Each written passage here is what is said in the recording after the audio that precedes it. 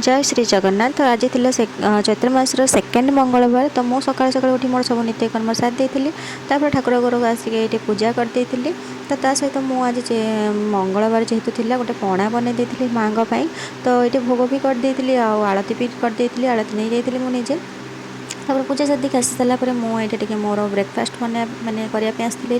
तो चूड़ा चाह आणिकी सेव एमती खाई पेट पूजा सारापर तो फटाफट जा रोसे घर पड़े कहीं टिफिन लंच सब रेडी कर तो टिफिन आज रुटी की मुग संतुला तो तापर पुणी गोटे बादाम माने आसला दांड को सही बादाम रखाई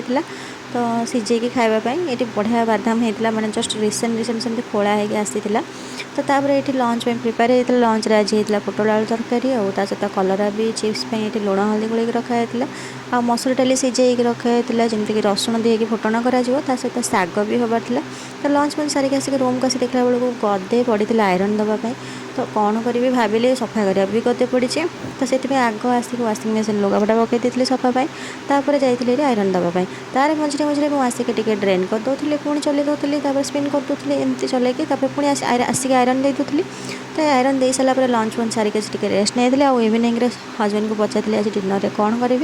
तो सांकर डिमांड थी कि आज कोबी चिल्ली का फ्राइड राइस करने तो से सन्धार धूप दे देखिए मुझे जल्दी जल्दी रोसे घर पलि आसती ये कोबी चिल्ली भी बनई देती देखो बढ़िया ही सुंदर है टेस्ट भी बहुत थिला तो मुझे टेस्ट करदे कर सारापर तापर कोबी चिल्ली हो गला फ्राइड राइस भी बन तो फ्राइड राइस रे गाजर बीन्स मटर मक्का एमती देकी बनी दी हजबैंड को डिमांड थी कि मैं मक्का बन मैंने पकईके फ्राइड राइस बनवाई तो तांकर भी तो विश पूरण हो गला तो आपण मानक जब आज मिनी ब्लॉग भल लगी तो लाइक शेयर सब्सक्राइब करने देखा नेक्स्ट ब्लॉग रे रोचे जय श्री जगन्नाथ।